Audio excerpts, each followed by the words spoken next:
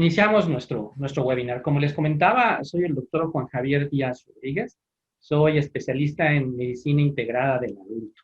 Además, tengo varios diplomados y capacitaciones en cuestión de la atención de pacientes con diabetes mellitus y básicamente llevo unos 15 años de experiencia, ¿no?, en el tratamiento de la diabetes, tanto en instituciones privadas como en la pública. Actualmente laboro en el Centro de Salud de Mérida en un módulo de atención a enfermedades crónicas, además de mi consulta particular. Y soy profesor titular de la Escuela de Medicina de la Anáhuac y tengo unas maestrías, ¿no?, en educación y en gestión de centros de atención en salud. Y como les comenté hace rato, director general pues, del Centro de Atención Centro de Capacitación e Investigación de Enfermedades Crónicas y la plataforma educativa que es Educavi. Tenemos aproximadamente como 10 años haciendo cursos presenciales en Mérida, Yucatán, que es donde está nuestra sede. Y desde el año pasado ya habíamos estado trabajando en el hecho de incursionar en los cursos virtuales, ¿no? Ya este año, pues, la pandemia y todo esto que sucedió, pues, hizo que adelantáramos, ¿no?, algunos de los planes e iniciamos ya con algunos cursos virtuales, como el curso de insulinas que actualmente está terminando, ¿no?, el primero que hacemos y que posteriormente repetiremos. Ahorita, el tema que vamos a tomar en este webinar va a ser el tema de prediabetes y vamos a tener 3 módulos en general. Uno que es el que voy a iniciar yo, que es definición de epidemiología y diagnóstico de la enfermedad. Luego, el doctor Freddy nos va a acompañar con el tratamiento farmacológico y al final un nutriólogo que trabaja con nosotros también en los cursos, se llama Giovanni, nos va a dar el tratamiento nutricional, ¿no?, y algunos aspectos del tratamiento no farmacológico.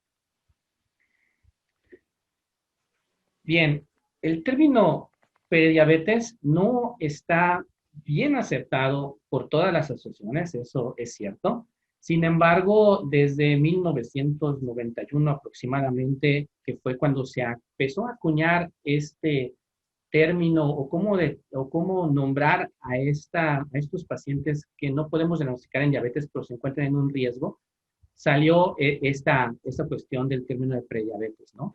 Que al final de cuentas, la Asociación Americana de Diabetes, la Asociación de Endocrinólogos Clínicos y algunas asociaciones europeas sí lo definen como un estado de homeostasis anormal de la glucosa, donde los niveles de esa glucosa en sangre son elevados por arriba de lo que se considera normal, pero no tan altos como para que podamos hacer el diagnóstico de diabetes. Ajá. Entonces, como les comentaba, hay algunas asociaciones, sobre todo la OMS y la Federación Internacional de Diabetes, que prefieren no llamar a esto como tal prediabetes, sino nombrarlo con otros términos más técnicos, como la hiperglucemia intermedia en relación a la OMS, o la intolerancia a la glucosa, como lo menciona la Federación Internacional de Diabetes. Sin embargo, independientemente de esta discrepancia terminológica, lo que hay que considerar es de que este grupo de pacientes se encuentra en muy alto riesgo de desarrollar complicaciones cardiovasculares, así como para desarrollar diabetes tipo 2 a lo largo de los años, ¿no? Además de diversas complicaciones, sobre todo las relacionadas con la hiperglucemia, microvasculares o macrovasculares. Así que podemos dejar a un lado estas discrepancias terminológicas y enfocarnos un poco más en la cuestión de identificar a los pacientes con alto riesgo del desarrollo de estas complicaciones. Dentro de epidemiología, podemos hablar y decir que la diabetes, como todos sabemos, es una emergencia sanitaria a nivel mundial y que ocupa una de las primeras causas de muerte en muchos países, ¿no?, incluidos el nuestro, y que junto con otras enfermedades crónicas corresponde hasta un 70% del total de las muertes prematuras por enfermedades crónicas no transmisibles. Así, la Federación Internacional de Diabetes nos habla de que en el 2009 aproximadamente había 463 millones de personas con diabetes en el mundo y que va a haber un incremento aproximadamente del 51% para el 2045, correspondiendo casi a 700 millones de personas con esta enfermedad. En México, para la Federación Internacional de Diabetes, ocupa el sexto lugar a nivel mundial, ¿no? Y si hablamos del término de intolerancia a la glucosa y estos pacientes que se encuentran en este grupo de riesgo, en general en México no hay una estadística general de cuántos pacientes puedan estar en este grupo de riesgo de pacientes. Sin embargo, para la Federación Internacional de Diabetes, tenemos que México ocupa el sexto lugar de prevalencia en esta intolerancia a la glucosa, que corresponde casi a un 14%. Si bien hay algunos estudios pequeñitos en diferentes estados en los cuales pues demuestran que puede ser una prevalencia que va desde el 7 al 14%, o en algunos estudios pequeños ha demostrado hasta 30% de prevalencia, ¿no? En cuestión a la prediabetes o intolerancia a la glucosa. Y esto varía mucho por cómo nosotros diagnostiquemos o qué instrumento usemos para diagnosticar a estos pacientes, ¿no? Ya que las glucosas en ayuno detectan a menos pacientes que aquellos estudios que utilizaron la curva de tolerancia a la glucosa. Entonces, esta parte de cómo diagnosticar a la diabetes en los diferentes estudios se ha demostrado en diferentes revisiones sistemáticas, como vamos a ver más adelante, y por eso ocurre una gran discrepancia también en cuál es la prevalencia como tal en ciertos grupos y países, ¿no? Sin embargo, la prevalencia, de acuerdo a estos números de la Federación Internacional de Diabetes, es bastante alta, ¿no? Con esta prevalencia de hasta el 14%. Y para esto, básicamente, debemos de determinar qué personas pudieran estar con mayor riesgo de desarrollar esta intolerancia a la glucosa o prediabetes. Los factores son los mismos para el desarrollo de la diabetes tipo 2, así que podemos dividirlos en factores de riesgo no modificables, como son la edad, los antecedentes familiares e incluso la raza. Hay que considerar que nosotros como latinoamericanos tenemos un gran riesgo genético del desarrollo de complicaciones metabólicas, ¿no? Desarrollo de resistencia a la insulina, de obesidad y obviamente de incremento en el desarrollo de diabetes tipo 2. Pero también tenemos factores modificables, de los cuales los principales son la obesidad y el sedentarismo o la inactividad física. Junto con todos estos factores de riesgo modificables y no modificables, también debemos de considerar algunos factores que a veces pasamos por alto, pero que impactan de manera importante el desarrollo, y no solamente de la diabetes, sino de otro tipo de enfermedades crónicas, ¿no?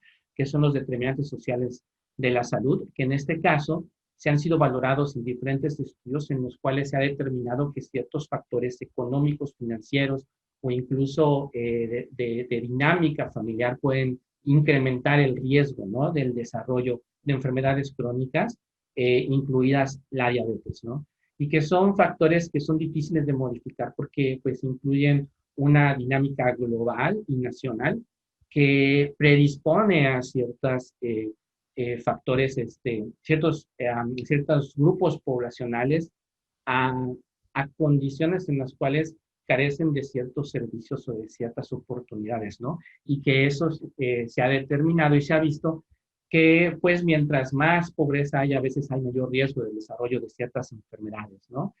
Y que, pues, el resultado de todo esto, pues, nos daría un incremento de la incidencia de ciertas condiciones patológicas. Aparte de todo esto, debemos de considerar, pues, ¿qué nos dice la Asociación Americana de Diabetes y otras en cuestión de identificar a las poblaciones de riesgo? Personas mayores de 45 años, con obesidad o sobrepeso, índice de masa corporal arriba de 25 y cualquiera de estos factores, ¿no? Que pudieran estar englobados en cada una de las personas que revisamos, que nos harían el hecho de poder determinar si vamos a utilizar ciertas estrategias diagnósticas para poder determinar si tienen algún problema relacionado con intolerancia a la glucosa o la misma diabetes, ¿no? De todos estos, la obesidad tiene un punto crucial en el desarrollo de enfermedades crónicas relacionadas con la resistencia a la insulina y el síndrome metabólico, ¿no? Como todos sabemos. La prevalencia de obesidad en México, de acuerdo a nuestra encuesta nacional de salud del 2018, pues estaba en un 75.5%, ¿no? Para adultos de 20 años o más. Este gran impacto de la obesidad está dado por su predisposición al desarrollo de resistencia a la insulina. Si ustedes recuerdan, la obesidad, sobre todo abdominal, predispone a una gran lipólisis y a liberación de diversas sustancias derivadas de ácidos grasos que corresponden o desarrollan un estado de lipotoxicidad que va a actuar sobre diferentes órganos y en este caso sobre hígado principalmente y sobre músculo para desarrollar entonces una resistencia a la insulina en estos dos órganos diana principales, ¿no? Y con el tiempo llevar a una destrucción o una lesión a nivel de la célula beta que disminuiría que producía una disminución en la secreción de insulina. Sabemos que esta resistencia a la insulina está presente desde muchos años antes del diagnóstico de cualquiera de estas alteraciones relacionadas con el metabolismo de la glucosa, ¿no? Y que se acompaña de un aumento de la producción de insulina y un estado de hiperinsulinemia previa, ¿no? Y que en algún momento va a ocurrir una lesión en la célula beta que va a disminuir su secreción. Y una vez que la célula beta comienza a disminuir la secreción de insulina, los niveles de glucosa comienzan a elevarse, ¿no? El problema es este punto cero donde está nuestro diagnóstico con 126 de glucosa en ayuno o con glucosa a las 2 horas arriba de 200, porque tenemos un periodo previo que se ha calculado entre 5 a 10 años en diversos estudios en los cuales los pacientes presentan elevaciones de la glucosa arriba de 100 miligramos de decilitro, como se ha considerado en algunas asociaciones como punto normal, y estas elevaciones, aunque no son en el rango de personas con diabetes, ya producen un incremento en el riesgo cardiovascular, en el desarrollo incluso de complicaciones, ¿no? Diferentes estudios han demostrado que la resistencia a la insulina es el defecto central en la patogénesis de todo este desarrollo de alteraciones a nivel de la función pancreática y desarrollo de diabetes, y que la disfunción de la célula beta es la que determina la progresión de la enfermedad a largo plazo, ¿no? Esta disfunción de célula beta es progresiva, como todos sabemos, y puede ser más rápida en algunas personas que en otras, dependiendo de diversas circunstancias individuales, ¿no? Lo que sí es de que, de acuerdo a ciertos estudios, sobre todo del doctor de Fronzo, se ha encontrado que en personas en las cuales se llevó a cabo estudios de curva de tolerancia a la glucosa, aquellos que se encontraban en el grupo que tenían aproximadamente 140 o cercano a 140 en esta curva de tolerancia, ya tenían un 50% de pérdida de la función de la célula beta, y aquellos que estaban llegando ya a los valores de 200 miligramos de decilitro en la curva de tolerancia, tenían una pérdida incluso hasta del 80% de la función de célula beta. De tal manera que el detectar a los pacientes de forma temprana nos puede ayudar a preservar la función de esta célula y poder establecer las estrategias tanto farmacológicas o no farmacológicas para poder revertir el proceso de evolución de una intolerancia a la glucosa hacia una diabetes tipo 2. Y sabemos que tenemos diferentes pruebas diagnósticas disponibles: glucemia en ayuno, curva de tolerancia a la glucosa y hemoglobina glucosilada. Desafortunadamente, no todas las instituciones tienen la disponibilidad de tener esto a la mano y varía ampliamente cómo podemos diagnosticar la diabetes, tanto en Secretaría de Salud, el IMSS o el ISSSTE, ¿no? Y las posibilidades que tiene cada unidad, ya que algunas no tienen la posibilidad de realizar estudios como la curva de tolerancia a la glucosa, sigue considerándose para muchas instituciones y el estándar de oro, ¿no? Aunque ya tenemos la hemoglobina glucosilada, que también es un factor importante para poder diagnosticar la diabetes. Sin embargo, también no todas las instituciones tienen a la mano de realizar hemoglobina glucosilada en los centros de primer nivel, ¿no? Los primeros, sin embargo, pues sí tenemos la posibilidad de llevarlas a cabo, nos pueden ayudar para diagnosticar, pues bien, de manera temprana cualquiera de estos padecimientos. Los criterios diagnósticos de diabetes, según la ADA en 2020, en sus guías, para recordarlos, pues sabemos que la glucosa plasmática en ayunas debe de ser de 126 o más, la glucosa a las 2 horas de 200 o más, y la hemoglobina glucosilada, ¿no? Que debe de ser de 6.5% o más para el diagnóstico de diabetes. Cuando hablamos acerca ya de la intolerancia a la glucosa o prediabetes, que es nuestro tema, pues tenemos que esto puede variar en cuestión a sus criterios para diferentes asociaciones, ¿no? Porque, por ejemplo, la Asociación Americana de Diabetes nos muestra que los valores de diagnóstico de intolerancia a la glucosa están entre 100 y 125 para la glucosa plasmática en ayuno, a las 2 horas entre 140 y 200, y divide la hemoglobina glucosilada en aquellos pacientes que puedan tener un mayor riesgo todavía de desarrollo y de progresión a diabetes, que son aquellos que están arriba de 6%, ¿no? Pero que a partir de 5.7% ya tendríamos cierta alteración que nos podría indicar que este paciente tenga un problema de intolerancia a la glucosa.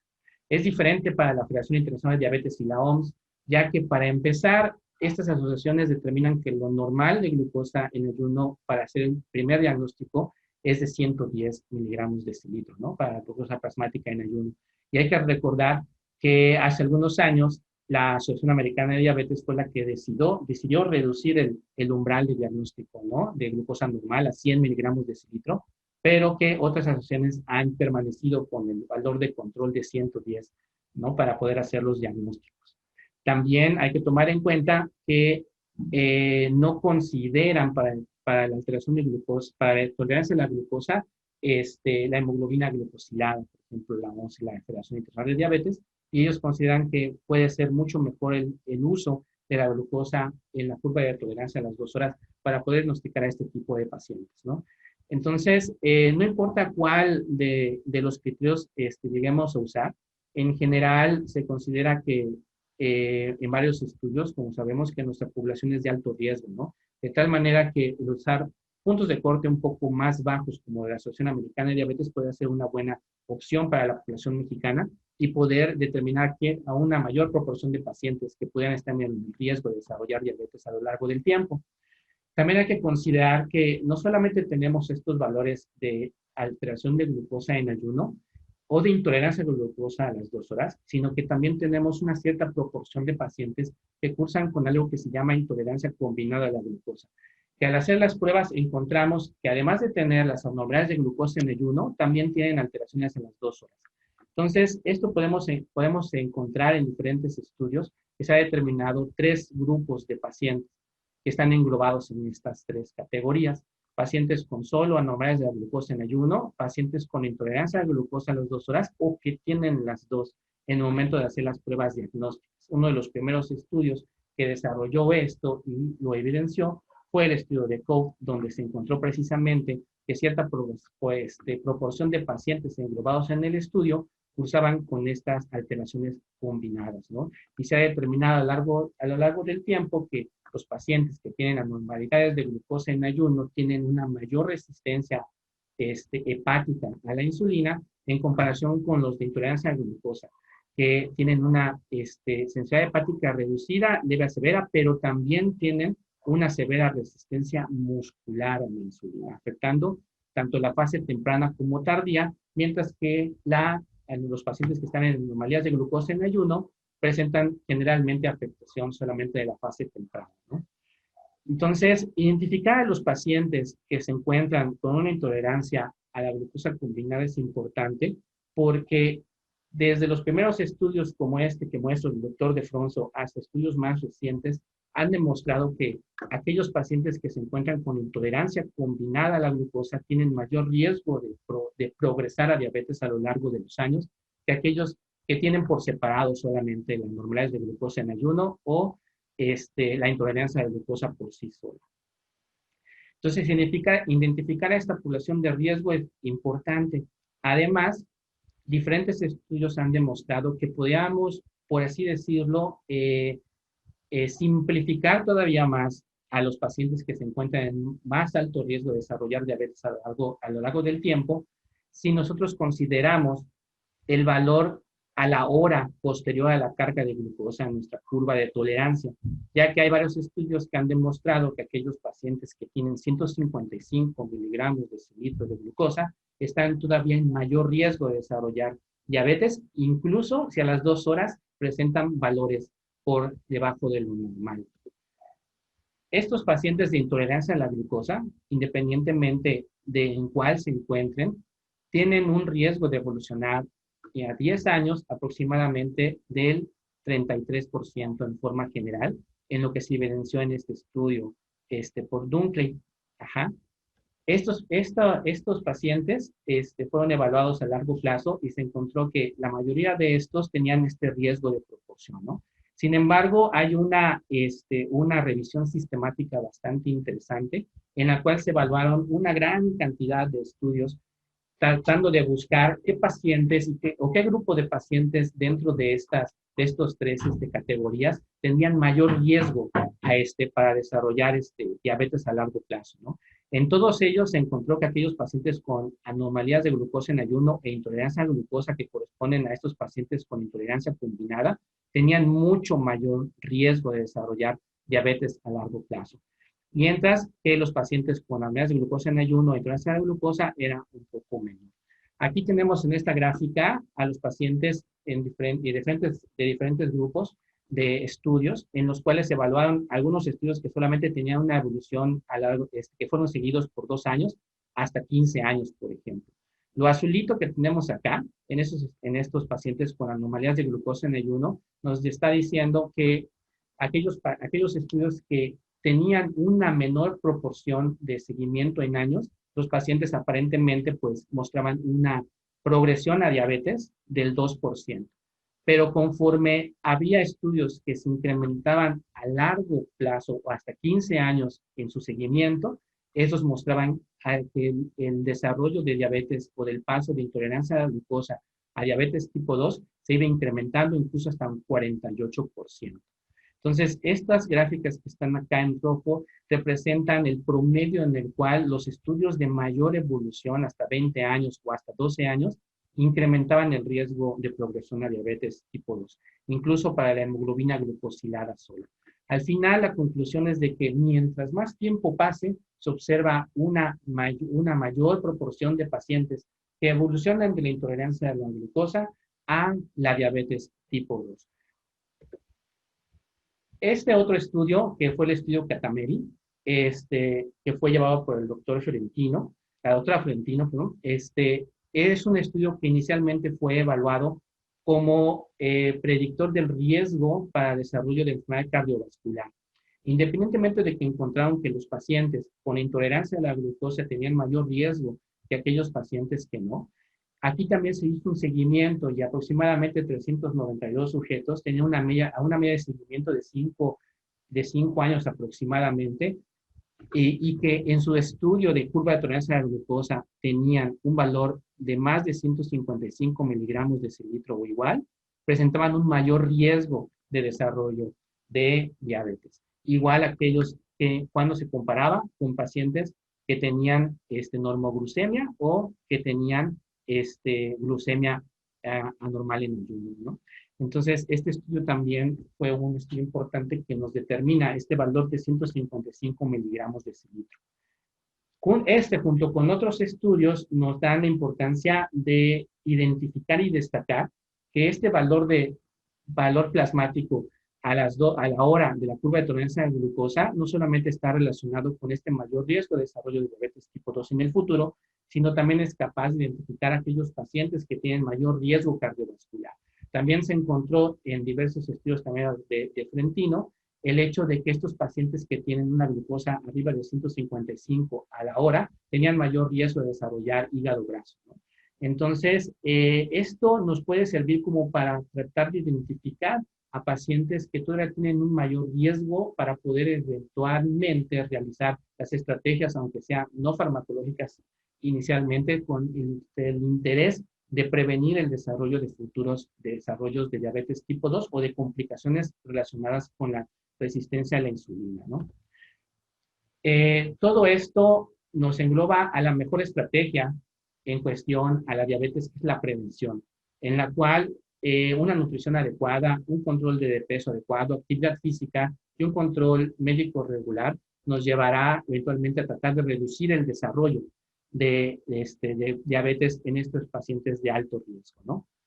Esto se ha evidenciado en numerosos estudios, ¿no? Sabemos que en el Finnish Diabetes Prevention o en el Diabetes Prevention Program, que fue el estudio más importante, se encontró que la actividad física y los cambios de estilo de vida reducieron hasta un 58% el paso de intolerancia a la glucosa a diabetes tipo 2, ¿no? Incluso más que el tratamiento farmacológico, que fue metformina en esa ocasión.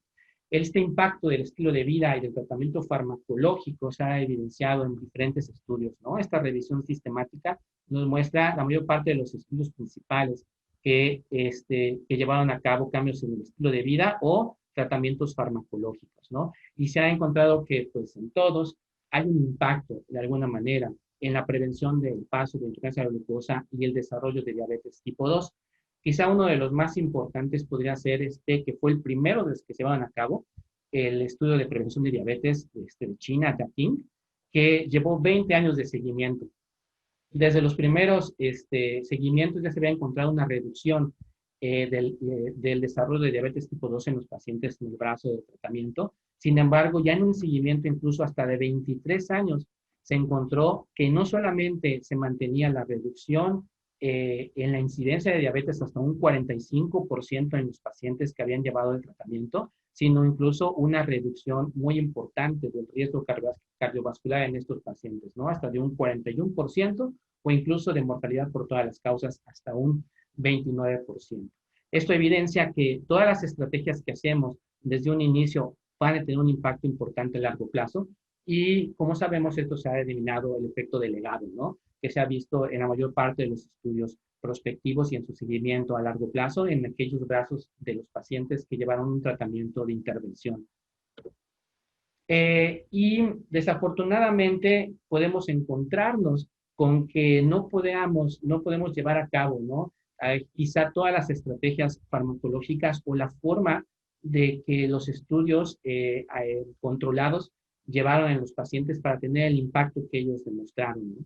Sin embargo, hay una gran cantidad de estudios de la vida real que están incluidos en esta revisión sistemática, en las cuales lo que evidencian en forma general es de que no importa que quizá no alcancemos las reducciones de peso que nos muestran los estudios aleatorizados controlados como el Diabetes Prevention Program, porque dentro de un marco de la vida real es muy difícil llevarlo a cabo. Y si ustedes revisan también cómo se llevó a cabo, cómo evolucionaron estos pacientes una vez que terminó el estudio controlado, la mayor parte de ellos empezaron a subir de peso o descontrolaron un poco más las actividad física o la alimentación que llevaban durante el estudio, ¿no? Que es algo que se ha visto en la mayor parte de estos estudios de intervención de estilos de vida a largo plazo.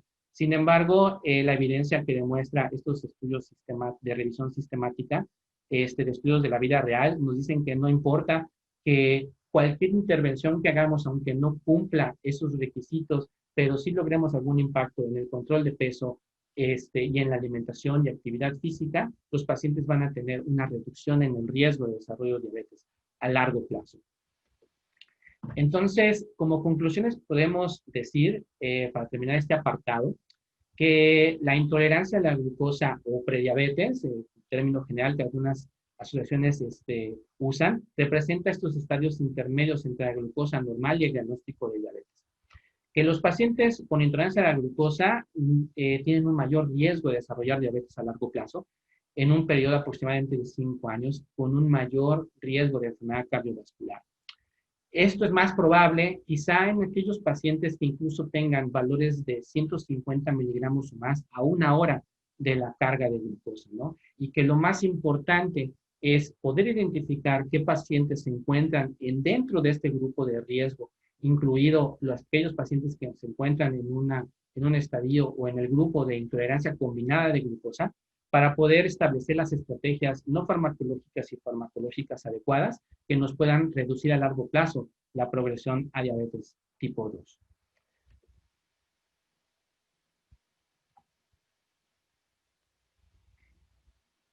Ok.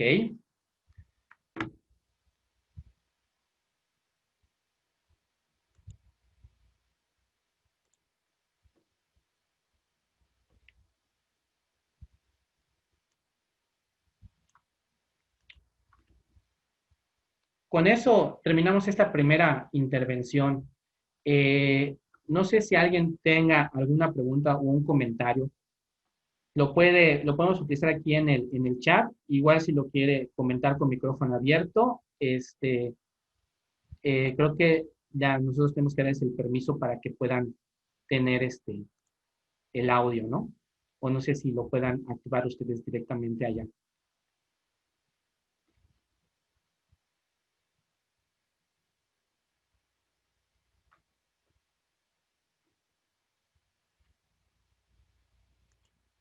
Si no pueden activar el audio, avísenos y ya vemos ahorita a ver cómo lo activamos.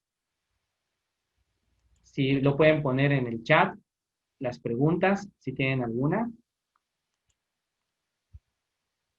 Para el diagnóstico de diabetes o de diabetes en niños se utilizan los mismos valores de glucosa. Claramente, la mayor prevalencia es a partir de los 8 años en adelante, ¿no? Pero en general sí podemos utilizar los mismos parámetros porque pues cualquier persona, no importa que tengamos arriba de 100 miligramos de decilitro, ya estaríamos en riesgo del desarrollo de diabetes.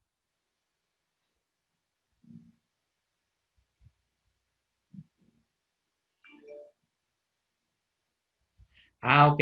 Bueno, ahorita vamos a voy a nada más a dar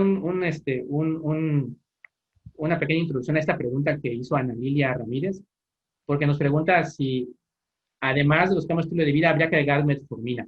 Ahorita ya está con nosotros el doctor Freddy González, que nos va a hablar del tratamiento farmacológico, ¿no? Y posteriormente vamos a hablar acerca del tratamiento nutricional un poco más a fondo. Sin embargo, en teoría, las guías te dicen nada más para dar un preámbulo a esto, que debes iniciar solamente con cambios de estilo de vida y que después de eso puedas iniciar algún tratamiento farmacológico. Sin embargo, la Asociación Americana de Diabetes, en algunas de sus indicaciones, nos comenta que la población de alto riesgo debería iniciar un tratamiento farmacológico como la metformina desde antes, ¿no? También hay ciertos autores, principalmente el doctor De Fronzo, que nos dice que sí, en poblaciones de alto riesgo deberíamos iniciar los dos, cambio de estilo de vida y metformina, ¿no? La verdad es de que, como yo creo que vamos a ver más adelante ahorita en nuestra siguiente plática, como no hay un consenso en general de cómo manejar la prediabetes, todo se divide en diversas recomendaciones de expertos de diferentes asociaciones, ¿no? Sin embargo, sí no existe alguien que haya hecho un consenso como tal. Y eso es por la gran heterogeneidad que tenemos en cuestión de la población y los riesgos que tienen, ¿no? Entonces, más bien te piden una individualización dependiendo del riesgo del paciente o la población que estés utilizando o viendo, ¿no? En nuestro caso, en México, como nuestro riesgo de diabetes es bastante alto, bien, incluso podríamos iniciar los dos dependiendo del riesgo que tengan, ¿no? Obesidad, síndrome metabólico como tal, familiares con diabetes tipo 2, ¿no? Directos como padre o madre, lo cual pone pues a estos pacientes, ¿no? En mucho mayor riesgo y que podamos decidir iniciar metformina, ¿no? Porque yo creo que ya vamos a ver igual que, ok, una vez la inicias y cuándo la terminas, ¿no? La mayor parte de los estudios a largo plazo de intervención farmacológica para prediabetes son muy cortos. Y eso también ha hecho de que no se pueda establecer una pauta, ¿no? De cuándo quitar el fármaco. Así que lo más probable es de que si tú inicias un fármaco para el control de la diabetes como la metformina, probablemente tengas que dejarla durante mucho tiempo o para toda la vida del paciente, ¿no? Pero yo creo que ahorita vamos a hablar un poco más a fondo de eso en la siguiente plática.